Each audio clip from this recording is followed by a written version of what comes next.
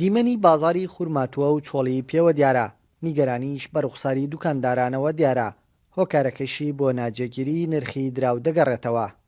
حالی حازرەوەتانی دۆلار 1669 تێگەی دۆلارمان زۆر زەری لێمان کردو تەنانەت ڕۆژی وا هەیە لە بازارەکەی سفتاح ناقی کەس لە بازارڕانیە کە شتێکەیەنی ئەمڕۆ بە 1669 بەیانی ئەڵەسی لە خەبەرە بیتەوە ئەگەیەتە هەفتا تێگەی لە من ئێستاکە کە شتێکم هێناوە بە نرخی دۆلار تێگەی لەم بە دینارێ فڕۆشمەوە ینی زەرێکی زۆر لە دوکاندار لە هەموو کەسێ زەرێ بە تایبەتی لە دوکاندارەکان کە ئیجارمان لەسەرا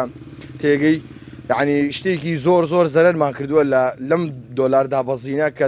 دراو بەرزونزمێکی بەخۆیەوە بینیوە. تۆی هاوڵاتیەکی ئاسایی لە شەقامە موچەخۆرێک نازانێ ئیمڕۆ تاکو ئێوارە یان سبەینێ ئەو پارەی لە گیرفانێتی چەند هێشتومەکە لە بازاڕە کێشەکە لەوایە ئەمیش هەنگاوێکی خراوە وە لە دەستدانی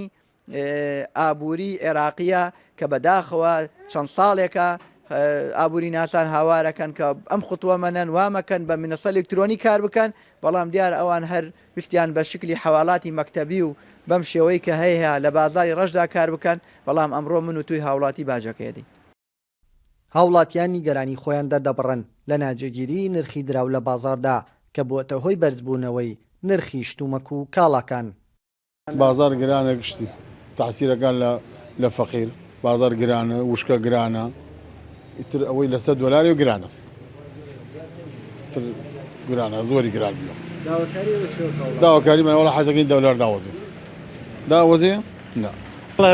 دولار